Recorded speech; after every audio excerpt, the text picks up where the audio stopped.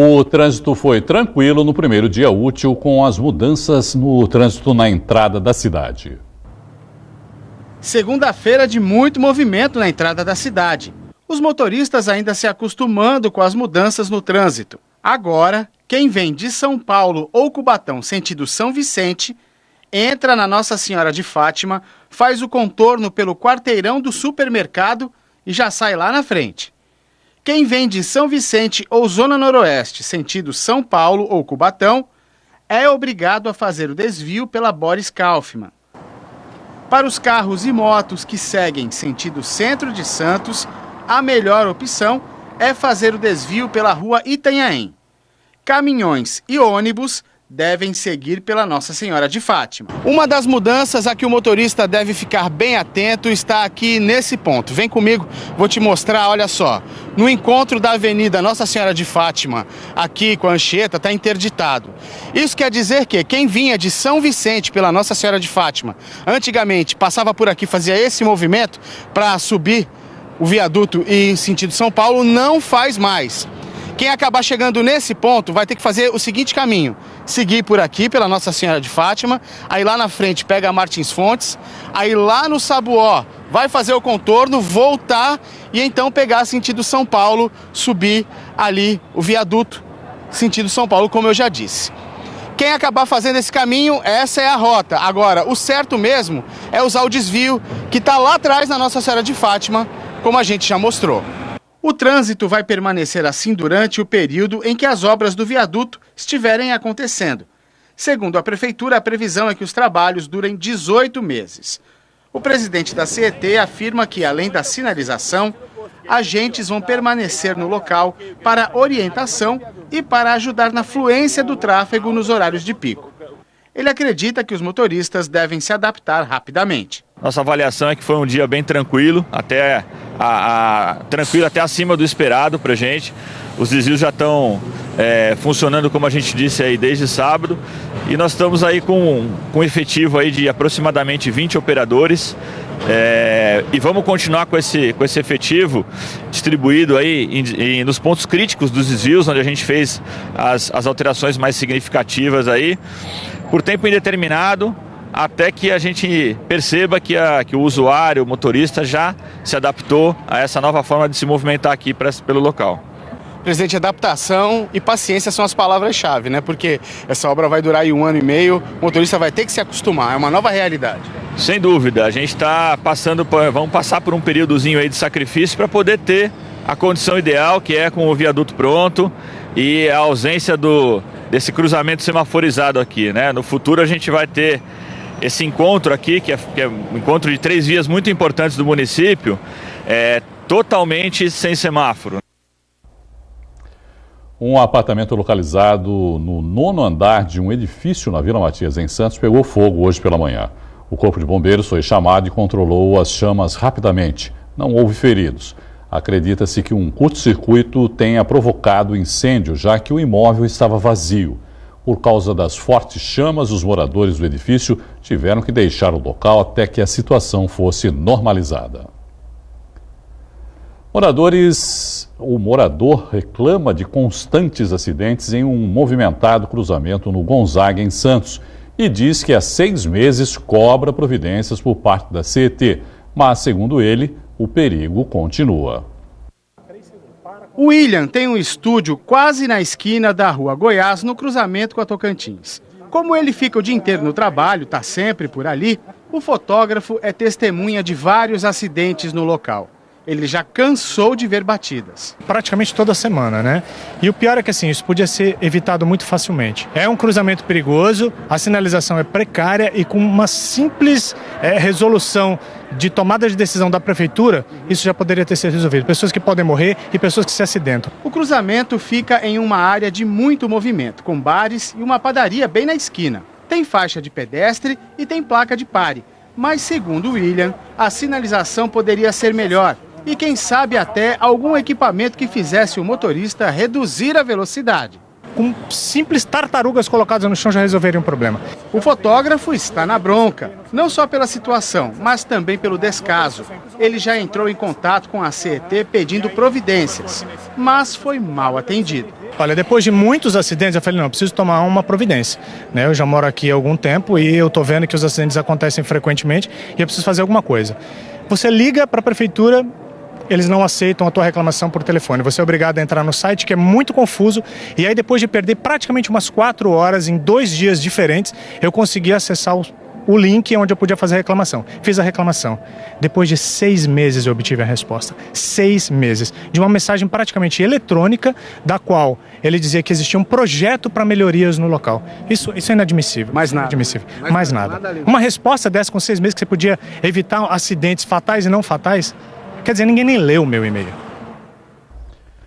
Nossa produção entrou em contato com a assessoria de imprensa da Companhia de Engenharia de Tráfego, a CET Santos, que informou que o cruzamento vai passar por nova inspeção técnica para avaliação da sinalização atual. Segundo o órgão, as estatísticas de acidentes referentes ao ano passado ainda não foram fechadas, mas em 2017 foram registradas 4 ocorrências no local, sem vítimas. Um motorista de aplicativo foi feito refém por 2 moradores ao atender a um chamado, por 2 menores, ao atender a um chamado na Vila Margarida, em São Vicente. A dupla dominou o motorista e o obrigou a seguir em direção a Santos, onde pretendia roubar uma moto. Entretanto, ao passar pela Praça das Bandeiras, no Gonzaga, o motorista viu uma viatura da Polícia Militar estacionada e foi em direção a ela pedindo ajuda. Os policiais revistaram o veículo e encontraram uma arma falsa que havia sido usada pelos infratores, que foram apreendidos em flagrante. O motorista não se feriu. A prática de esportes na Orla de São Vicente agora é regulamentada e só pode acontecer em horários específicos. Quem tem mais informações é o repórter Fabiano Roma.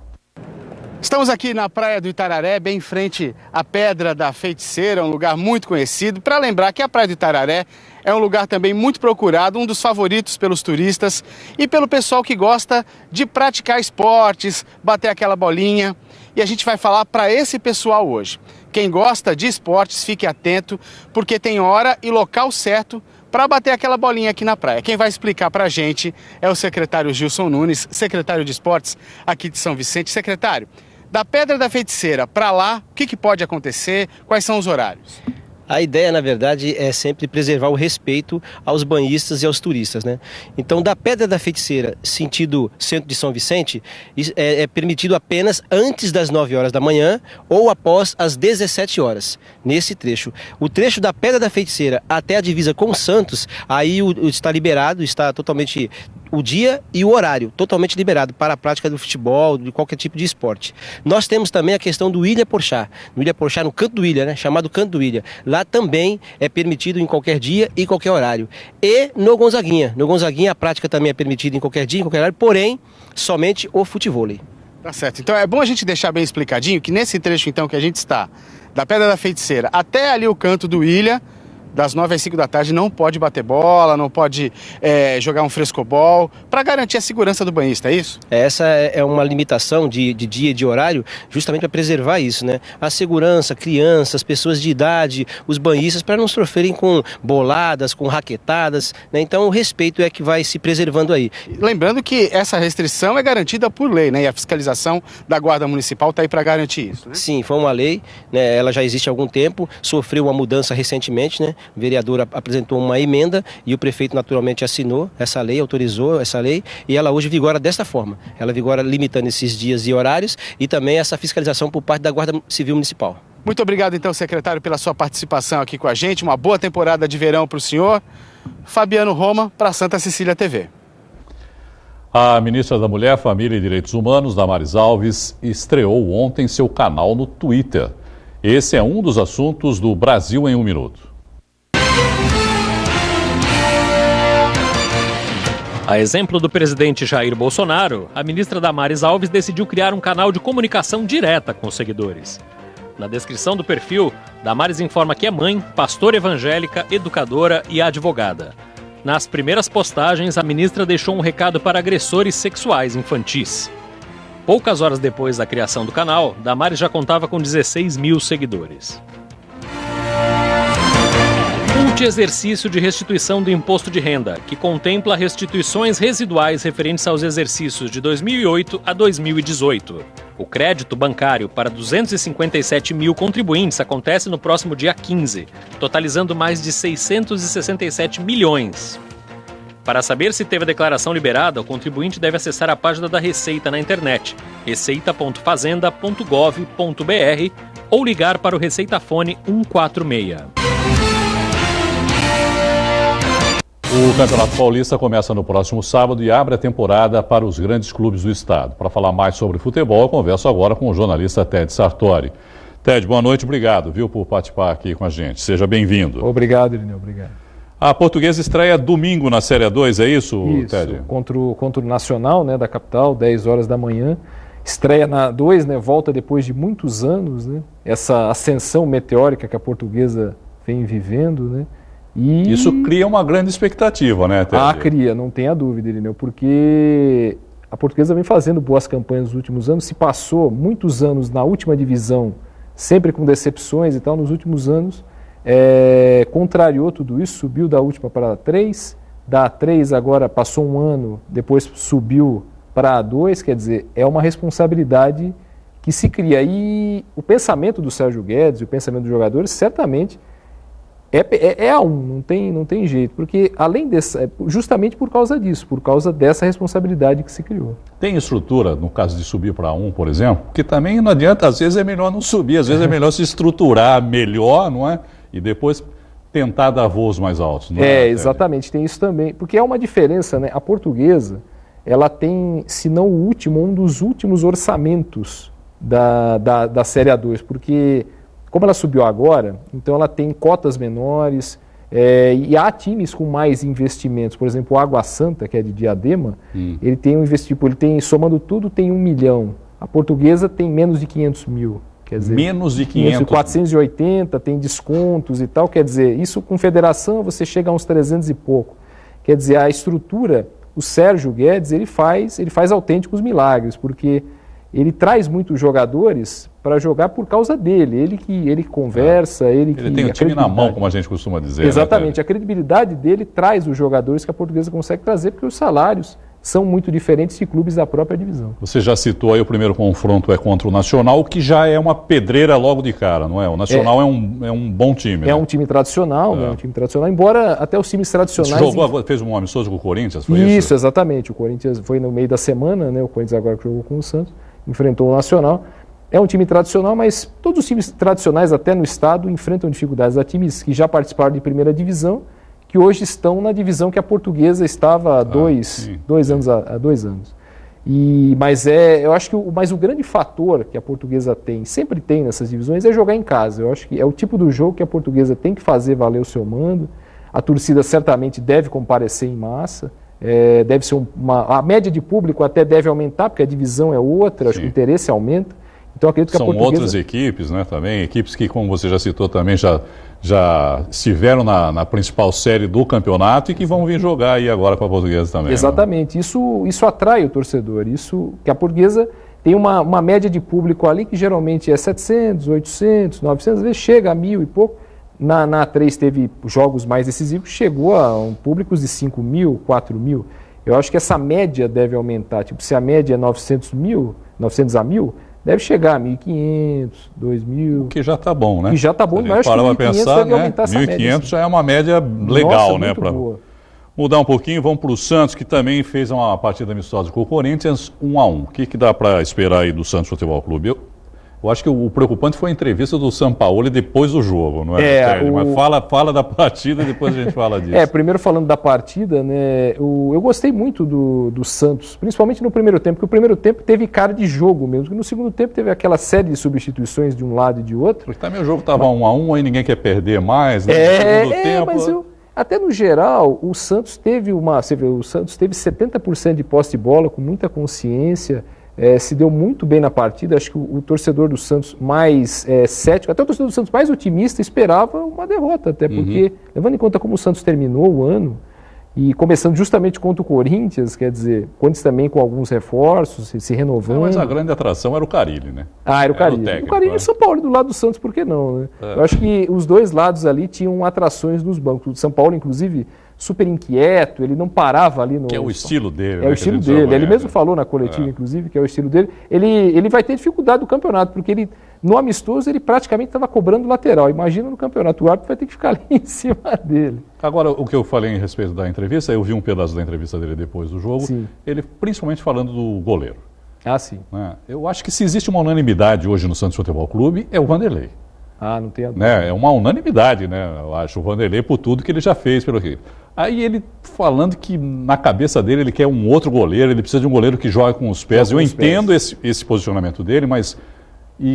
E levantando até a possibilidade de começar com o Vladimir enquanto ele treina o Vanderlei para o Vanderlei jogar com o pé. Eu achei uma coisa meio fora de propósito isso. Eu achei curioso porque ele deixou claro que não conhece direito o Vanderlei ainda. Agora, se ele quer ver o Vanderlei jogar com os pés, nesse jogo contra o Corinthians, ele fez aquela defesa maravilhosa que foi com o pé, né? Inclusive ele falou isso na entrevista. Ele falou isso na entrevista, eu não vi toda a entrevista. E o próprio Vanderlei, inclusive nessa busca que o Santos teve por goleiro, não gostou muito da condução que o Santos deu ao caso. Né? E sobre ainda o Sampaoli, ele falou do goleiro com os pés, ele falou, ele até gostou do Vanderlei. Eu acho que ele já está preparando o discurso de certa forma, Irineu, porque ele está vendo que o Santos acho que não vai conseguir trazer o goleiro que ele estava pensando. Então ele já está tendo, se você vê na mesma resposta, ele já valoriza, dá uma valorizada no Vanderlei, dá uma valorizada no Vladimir. Eles chegaram a chamar o menino que é do Ceará, é isso agora, um goleiro? Não sei se foi foi alguma tentativa, mas ainda o Santos está atirando para tudo quanto é lado. O São Paulo chegou a falar com algum jogador do Ceará, mas ele até ficou afastado e tal. Agora, muitos jogadores estrangeiros, né, que é mais a praia do São Paulo. Né? Ele conhece melhor o futebol sul-americano, pelo visto, do que os jogadores aqui do Brasil, né? Porque ele só pediu jogadores estrangeiros. De fora, né? É verdade. Você tem o Soteldo, que já chegou, que é venezuelano, que jogava na Venezuela.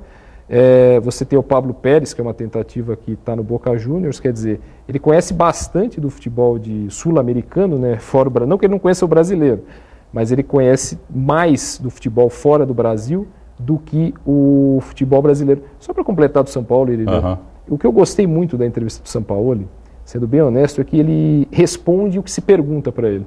Que é uma coisa tão rara você ver em treinadores brasileiros. A gente até estranha. A gente até estranha, porque o treinador brasileiro dá aquela volta, tergiversa, e não responde, às vezes, o que você precisa saber. E o São Paulo não.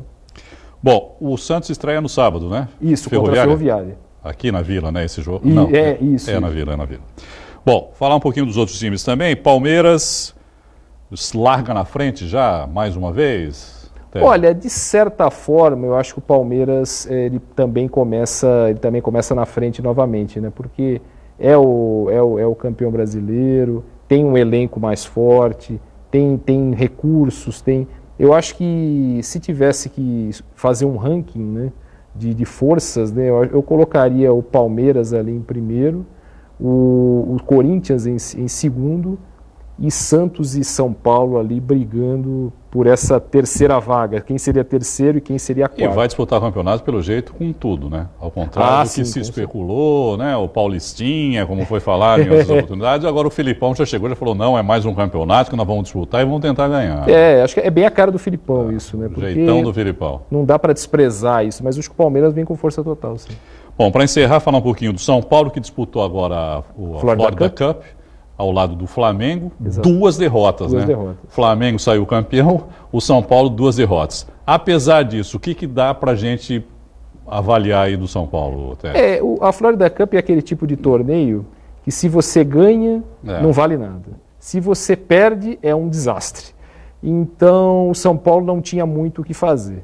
E o André Jardine, que é um treinador ainda em início e tal, não sei se o André Jardine vai durar tudo isso, mas eu acredito que o São Paulo até o meio do ano tem um outro treinador, porque acho que os resultados não vão de acordo. Talvez não fosse o momento ainda do Jardine, né? Talvez não. Às vezes você quer promover um treinador e às vezes por custos... Quer valorizar, acaba queimando. Né? Acaba queimando, exatamente.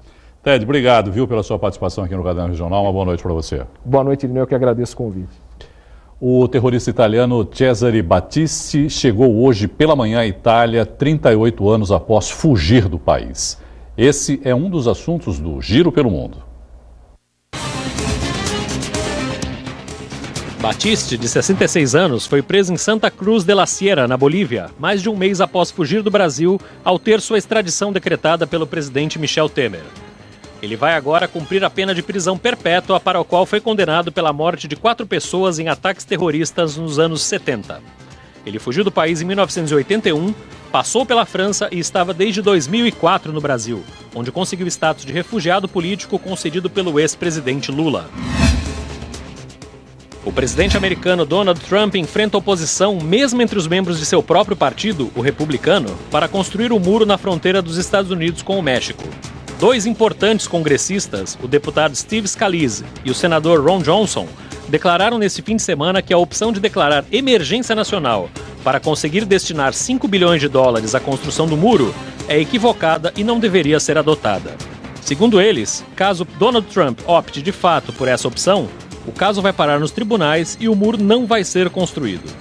O presidente fechou o governo há cerca de 3 semanas após não conseguir apoio do Congresso para a construção do tão falado muro. Com a medida, quase 1 milhão de servidores federais ficaram sem salário este mês. O trabalho desenvolvido pelo Instituto Gremar na região é fundamental no monitoramento ambiental e na reabilitação de animais. O Fabiano Roma acompanhou um dia de atividades na ONG. Indo pela rodovia Guarujá-Bertioga, chegamos ao Instituto Gremar, uma ONG que há 15 anos realiza um trabalho de monitoramento ambiental e reabilitação de animais. O lugar é cercado por natureza. Quem nos recebe é a veterinária Melissa Marcon. Prazer, Fabiano. Prazer, tudo bem? Você é a Melissa? Sou a Melissa. Melissa, a gente pode entrar para ver como funciona? Primeiro, pé de luva. Vamos lavar o pé primeiro? Sim. Isso aqui é muito importante, né? Para que serve esse cuidado aqui? Isso serve para a gente acabar não levando contaminação para outras áreas do hospital. Então vamos lá, já estou com o pé limpinho. Vamos lá? Vamos lá. Nossa visita começa pelo ambulatório. Todo animal que chega vem primeiro para cá e passa por exames. Essa é uma Chelonia midas, tartaruga verde, muito comum no nosso litoral. Muitos pescadores, surfistas acabam vendo esse animal no mar, né? Sim, normalmente essa tartaruga que a gente vê aqui nas pedras, comendo uma alga, é a mais comum. E como esse animal chegou até aqui? Está relativamente bem, porém existe uma suspeita de afogamento, então a gente vai colocá-la em observação e ver como que ela vai se comportar nos próximos dias. E como é que esse animal foi resgatado? Quem trouxe ele para cá? Foram os nossos monitores que ficam fazendo todos os dias o caminho das praias, né? Eles fazem o monitoramento, encontraram esse animal encalhado na praia e trouxeram pra gente. Seguimos para a área de recuperação e tratamento das tartarugas. Agora a gente está nesse galpão que seria a segunda etapa no tratamento dos animais que vêm aqui para o Gremar. Melissa, o que acontece aqui?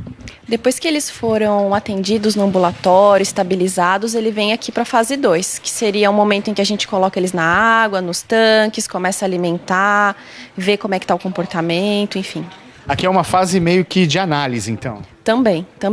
Além da análise, eles começam aqui a recuperação. Então vão engordar, ganhar peso, comer todo tipo de alimento, enfim, que é compatível com a espécie, a idade. Aqui é o momento que a gente vê também como é que eles estão nadando, né? E a gente observa também que o cuidado com os animais é constante. As meninas estão dando banho, estão alimentando. Isso não para nunca? Nunca. Aqui é uma UTI. Eles têm uma terapia intensiva o dia inteiro, o controle da água, a temperatura, o alimento, ele é pesado, ele é verificado, enfim, tudo. A gente continua aqui no galpão da fase 2, só que a Melissa chamou a nossa atenção para um problema muito grave. Eu queria que mostrasse aqui, ó, cada saquinho desse, cheio de lixo. Esse lixo aqui foi retirado de dentro das tartarugas. Melissa, cada saquinho desse representa um animal, é isso? Exato. Cada saquinho desse foi retirado de uma tartaruga, seja ela entrando para a gente viva ou morta. Então esse lixo todo estava na natureza, estava no mar e ela acabou ingerindo isso. Isso, elas não têm essa percepção para diferenciar o alimento do lixo, então na hora de se alimentar acaba ingerindo uma inúmeros tipos de lixo, seja plástico, seja cordões, enfim, canudos. Por causa do lixo e das redes, muitos animais morrem ou ficam feridos, como essa tartaruga.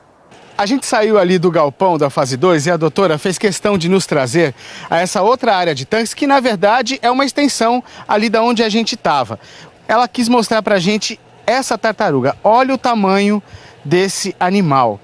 É lindo, é uma tartaruga rara e dá para reparar aqui, vou pedir para o Márcio Periquito mostrar, que ela está sem uma nadadeira. Doutora, explica pra gente, primeiro o que aconteceu com esse animal? Esse animal foi encontrado encalhado na praia. Ele havia perdido a nadadeira por estar enroscado em uma rede de pesca. Ele também acabou ingerindo um anzol. E como é que está o estado de saúde dessa tartaruga hoje? Ela está se recuperando aos poucos, né? A gente está fazendo o possível e está evoluindo positivamente. Eu falei que é um animal raro, né? Qual que é a espécie dela e onde ela é encontrada? Essa é uma tartaruga oliva, Lepidochelys olivácea. Ela é rara porque ela não é encontrada nessa região. Ela normalmente fica na parte mais aberta, de mar aberto. E será que essa tartaruga volta para a natureza? A gente está fazendo o nosso possível. Espero que sim. Hoje o Gremar abriga cerca de 30 animais, entre tartarugas e aves. Não fosse o trabalho realizado aqui, esses bichos certamente não teriam sobrevivido. O trabalho da equipe inteira é de extrema importância, né? Não só o levantamento dos dados, mas o intuito de reabilitar esses animais e devolver para a população, para a natureza. As pessoas podem ajudar e devem ajudar, tendo responsabilidade com o seu lixo, sabendo qual que é a forma certa de descartar, escolhendo, né? Você tem que fazer escolha. Se você pode reciclar, se você pode não utilizar um canudo, uma sacola, tem que fazer isso. A gente está junto nesse planeta, então todos têm que colaborar. Cada um fazendo a sua parte. Se todo mundo fizer a sua parte, fica 100% e os animais agradecem. A edição de hoje fica por aqui. Em nossa página no Facebook você pode rever todas as reportagens e entrevistas do Caderno Regional e também enviar seu vídeo com denúncia ou reclamação. É só acessar facebook.com/Caderno Regional. Uma boa noite para você, eu volto amanhã. Tchau.